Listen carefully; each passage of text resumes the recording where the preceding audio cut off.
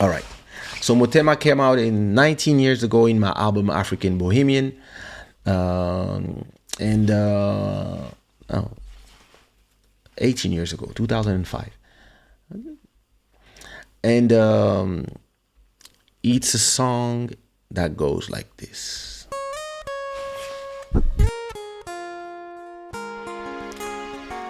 Hey girl, you know what they say.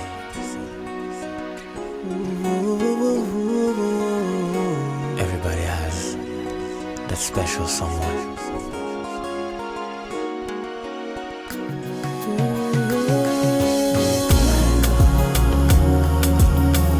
Motema nanga, ilinga kayo. Forever you, forever me. Ulingo nanga. Motema nanga, ilinga kayo. Forever you, forever me. Ulingo nanga. I met you on a Sunday. Said to myself, what a good day. I wanna see you like always. A million's and a reason, always. In the sudden of a minute, my whole life changed in a minute. Not to win it, but to live it. Love and life like infinite.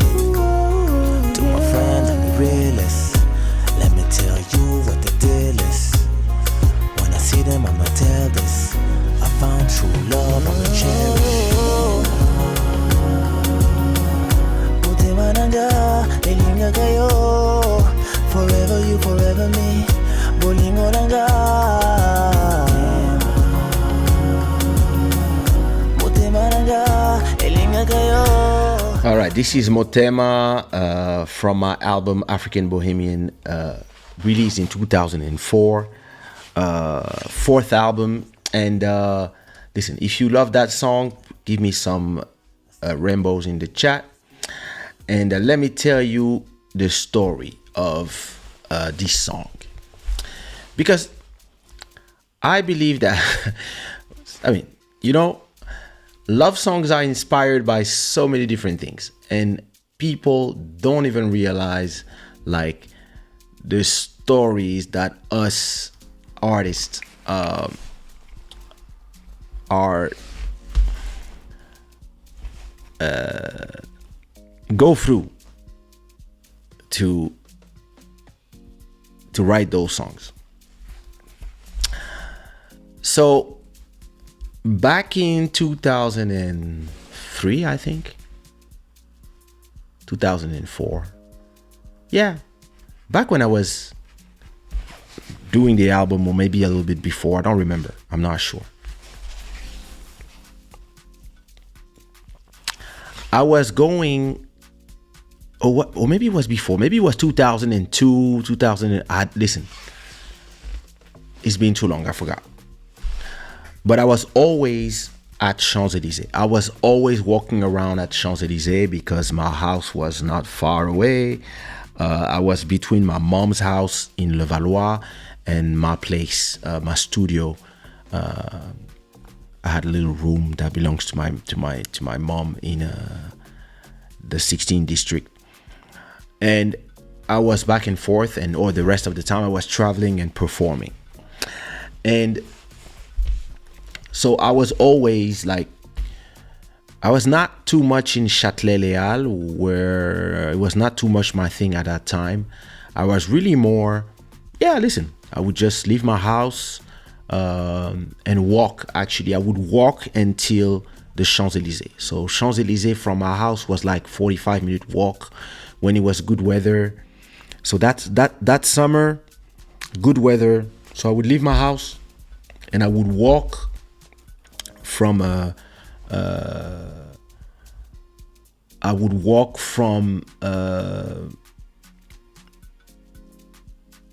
Boulevard Montmorency to Métro Jasmin. Then I would arrive to Métro La Muette, Passy. Then I would go either from Rue de Passy or either arrive to Avenue Paul Doumer. Yeah. And just go straight to the Trocadero. And then from the Trocadero, I would take one of the big avenues to the Champs-Élysées. So, yeah. half an hour walk, 40 minutes walk. I would do this every day. Probably leave my house around 1 p.m., 12, 1 p.m., 2 p.m., not sure. And then we just walk and go to the Champs-Élysées, and I would just chill there, stay there, eat something at Impala Lounge, or maybe the Mood, and then go just walk around and sit on the terrace and meet with people randomly, or maybe meet with friends and go to La Galerie des Champs. That was the place that I would always go. So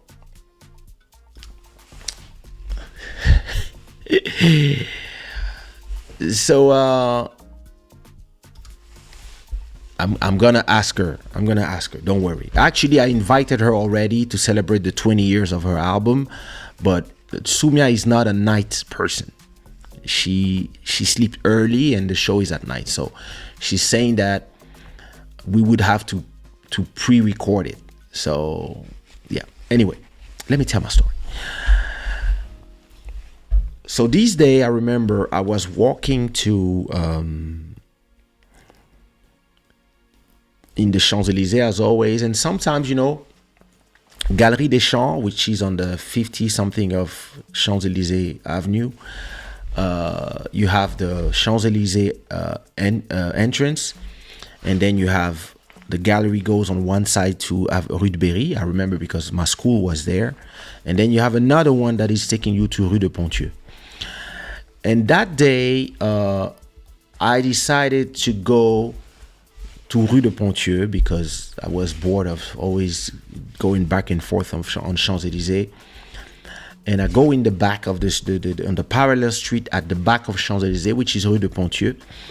And so I'd cross Galerie des Champs, chill, see some friends, and then I just want to walk around. So I go to Rue de Ponthieu, and I go down the street, and I go down to a gallery that is a little more classy, because, okay, so for those who don't know Champs-Élysées, in Paris, Champs-Élysées, so you have the big avenue, and you have a lot of galleries on that are just crossing those big buildings that you see on the side. And on the right side going up, you have a lot of galleries. And so Galerie des Champs is the most famous one, but you also have other galleries. And there was I don't know if the name of that gallery was Point Chaud. Listen, I don't remember, but I remember that day I had an interview in an African radio that was there. I don't know if the name is Galerie Point Chaud or I don't know which one, but it's a gallery that is way more down the streets. So it's not near, it's between Franklin Roosevelt Metro and a little bit down in the avenue. There's a gallery with, I would say, classier stores and places. So I do my interview, then I go there, and hola, and as I'm walking around in that gallery, I see a girl. Listen, she was one of the most beautiful girls I've ever seen. Listen, she was perfect in everything. She was very classy. She looked, I don't know, listen, she was just perfect. For my taste, she was just the perfection of a woman. And I see her and I was like, oh my God. And she was just there walking in the gallery as well, looking at stuff, looking at stores. And Mia was there too. And I was looking at her and I was like, oh. And listen, she was so beautiful. You sound like you're still in love with Paris. I will always be in love with Paris. That's where I grew up. So, Yeah, maybe a second or third house. First, Lisbon, Bangkok. So I see the girl and I'm like, oh God. Listen, I was just like love at first sight. For real, for real. And I think she saw me because she was looking at me from time to time, and she was like, but she's now not looking at me, but looking at me. You see what I mean? And we don't know each other. Me, when I don't know people, I don't go talk to her. I go don't talk to them. If I don't know you, I respect your space. I've always been like this. That's how I was raised. So I just know that, damn, this girl was amazing, but maybe she knows somebody that I know. And like me, that's always all I was like, listen, if it's meant to be, somebody will introduce us to each other. So, yeah. Now I'm here.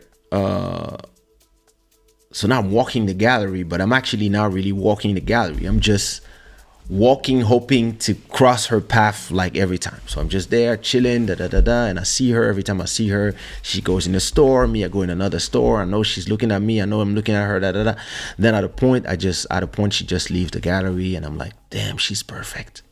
She's amazing. Oh Lord, I don't know who she is, I don't know where she comes from, but she is amazing. All right. So time goes by, maybe 2-3 days, 4 days later, I think I go on the weekend, I go perform somewhere, I come back from my show, back in Paris, and then as always, yeah, I go have a lunch with a friend. We eat at Impala Lounge. We there chilling, etc. As always, talking about where's the party tonight, blah blah blah. And as always, I'm walking to Champs-Élysées. So that was my routine. So I'm going down, going up. I remember that day I met Kofi Olomide. I remember that day. He was like, "Hey, oh, Petit, how you doing?" I was like, "Oh, hey, Kofi, how you doing?" He's like, "Yeah, how's your dad?" I said, "Oh, he's good. Hey, tell your dad I said hi, and hey, listen, your dad told me we have to do a song together, and that's true. We have to do a song together." And I was like, "Yeah, we should do something. Well, let's do a track together." And listen, we never did that track. Anyway, another story. So I see the girl again. It's a woman, I know, but I like to say girl. So I walk around again, and I'm going to my usual track, which is going to this, and then going to Galerie des Champs-Élysées, then going to Galerie du Claridge, and then I go to Galerie Point Chaud, and again, she's here shopping. And I look at her, and I'm like, oh my God, she's so amazing. She is just... God drew her. And I'm like, yo. And listen, I don't speak to people that I don't know. I speak to people if I know them, or if there's a reason, or maybe there's something happening and there's an interaction that goes, and then maybe from there. But if there's no connection, I will not go and invade your space. But I'm there, and I'm looking at her, and sometimes she's looking at me, and then yeah. After that, at a point, after staying in the gallery for too long, I'm just continue walking and go to another gallery, and I see her walking. Her body's perfect, her face is everything is perfect. She's just the dream, the African woman. I was like, oh my God. So I continue walking that day. I walk until Châtelet, then live my life, go to party, blah, blah, blah, live my life. And for a whole, I would say 3 or 4 months, I would meet her like that. From time to time, I would cross paths. And I remember that the last times that we met, she was starting to even smile and look at me, and I think she liked me too. I like her, she liked me. And listen, it was clear that, yeah, when she was looking at me, she was like, yeah, he's cute. He's looking great. He's damn, he's perfect. And me, I was looking at her like, damn, she's perfect. But listen, hey, I was shy. So I never spoke to her. And at a point, travel, I go to, where did I go at that time? That was probably 2002. I think I went on tour somewhere. I did a tour. I went on tour. I went to the West Indies, of course. I went to Martinique. I did Martinique, Guadeloupe, Guyane, Saint-Martin, Marie-Galante. I did all the French Caribbean islands. And I did a tour of 2 months. So for 2 months, I'm away. And then I come back home, back in Paris, just fresh from traveling, etc. And my dad calls me and say, son, where are you? I said, I just arrived in Paris. And she's like, I'm coming to Paris tomorrow. I'm like, oh, amazing.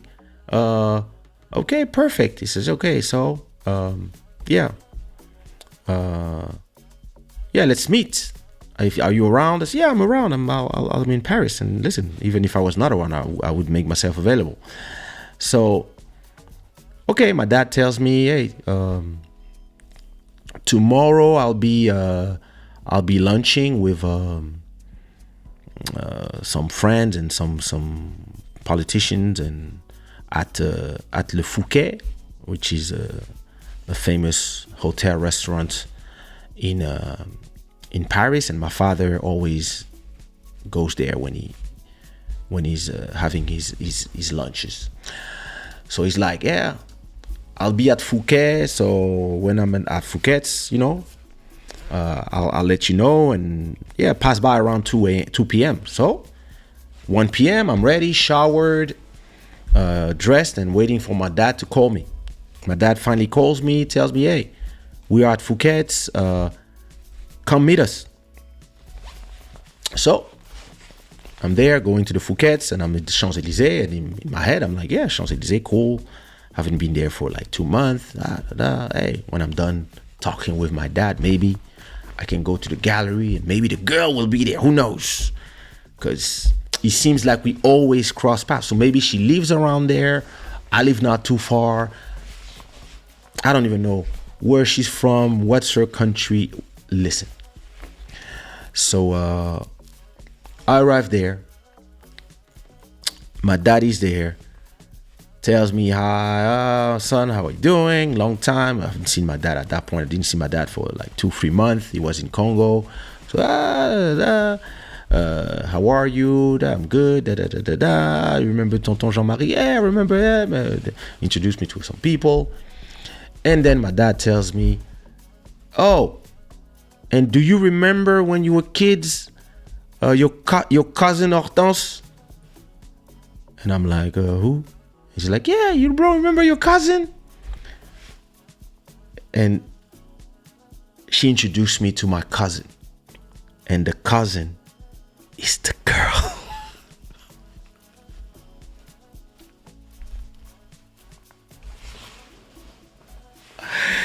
And she's like, don't you remember? Whatever. And I see her, and she sees me, and I know that when she sees me, she's in despair too, because I know, because we talk after. But when she sees me, she's like, oh no, that's the guy. And me, I'm like, and she's like, hey, because we've been seeing each other for 4 months without talking to each other and nothing. And then my dad says, no, she's your cousin. And I'm like, so we just like, hey, how are you? And so my dad tells me, yeah, stay with your cousin a little bit. We're going to talk politics. We're going to, when my dad talks politics, listen, for your own protection, it's better you not knowing nothing. So they stay on their table. So I stay with my newfound cousin. And I look at her, and she looks at me, and she's like, I can't believe you're my cousin. And I'm like, I can't believe you my cousin. And she's like, oh my God. And she tells me, listen, every time I was looking at you, I was like, when is he gonna talk to me? Da da da da da. It turns out we cousins. I was like, nah. And I was like, oh shit, are you feeling the same thing I'm feeling? And she's like, yes. Oh no.